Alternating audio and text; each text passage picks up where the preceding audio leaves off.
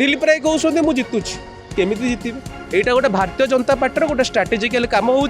मनमोहन सामल को नेतृत्व हटेवाई अभी दिलीप राय एत बड़ा व्यक्तित्व ताले राउरकेला दिलीप राय हारिले केमती सी मनमोहन सामल 30 जगह 29 भी हो पारती सुजीत कुमार 30 जगह 25 भी हो पारती तेणु से टेंशन आम दिलीप राय को प्रार्थी कलु कहीं 60टी भोट गलापर भारतीय जनता पार्टी आउ रहा 22टी भोट 22टी भोट रे आउ 8टी भोट दरकार दिलीप राय को राज्यसभा पठाइबा जे भारतीय जनता पार्टी पाखे 8टी भोट तो नहीं कांग्रेस तो विजु जनता दल कॉमन कैंडिडेट को समर्थन देछि विजु जनता दल तो एकत्रित होकर 48 को 48 एमएलए एकाठी अच्छा से 8टी भोट आसो कौट आप चिंता करूँ से 8टी भोट आसो कौट दिलीप राय कहते मुझे जितुची केमी जितबे भारतीय जनता पार्टी विधायक मैंने एमएलए मैंने आपण मंत्री मैंने कहते आम जितुचु अरे बाबू केमी जितब 8टा भोट तुम आसो कौटू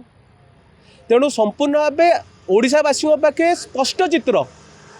जे Bharatiya Janata party alliance with Dilip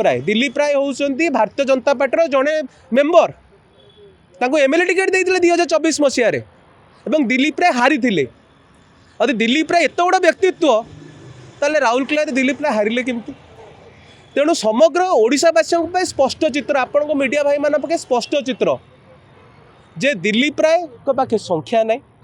Bharatiya Janata party पाखे संख्या नहीं से माने घोड़ा बेपार करने प्रस्तुत हो सारे एवं आउ गोटे खबर आम पाखे अच्छी मनमोहन सामल एवं सुजीत कुमार बहुत टेंशन में अच्छा कौन पे कारण दिलीप राय जदि घोड़ा बेपार सामिल हुंती एवं घोड़ा बेपार करती भारतीय जनता पार्टी अनेक विधायक को दिलीप राय आड़ को आकृष्ट करेंगे एवं जो भोटी मनमोहन सामल को जीवा कथा जो भोटी सुजीत कुमार को जीवा कथा ये 30 भोट जगह 35 भोट पाइबे सी मनमोहन सामल 30 जगह 29 भी हो पारती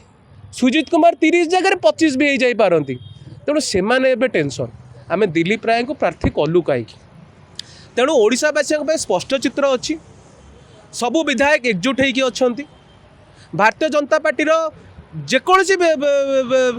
माने विजु जनता दल और कांग्रेस जेकोसी विधायक जदि घोड़ा बेपार सामिल होती 29 मसीह निर्वाचन मंडल लोक ही जवाब देवे आज्ञा कारण ग्राउंड लेवल आप देखिए भारतीय जनता पार्टी 2 वर्ष भितर लोक एत असंतुष्ट हो गले लोक चाहूँगी ए सरकार ठू आमको त्राही देवाई तेणु जदि कौन कांग्रेस एमएलए हूँ कि जेकोसी दलर एमएलए हूँ यदि भारतीय जनता पार्टी समर्थित प्रार्थी दिलीप राय को घोड़ा बेपार सामिल होकर भोट दौरान ताले आप स्पष्ट चित्र रखु से एमएलए क्यारियर आज्ञा नष्ट भ्रष्ट हो गला आप जाणी रखु ये भारतीय जनता पार्टी माने बली पकड़ चेष्टा करुच्ची एवं सी भी बहुत चालाक सी कौन सी भोट किणवेनि सी भारतीय जनता पार्टी भोट किणवे दरकार पड़े सुजीत कुमार हारीजे दरकार पड़े मनमोहन सामल भी हारीजे यहाँ गोटे भारतीय जनता पार्टी गोटे स्ट्राटेजिकल काम हो मनमोहन सामल को नेतृत्व हटेवाई जदि आपंक आम भिडी भल लगा तेब आम चैनल को लाइक शेयर और सब्सक्राइब करने को जमा भी भूलु नहीं।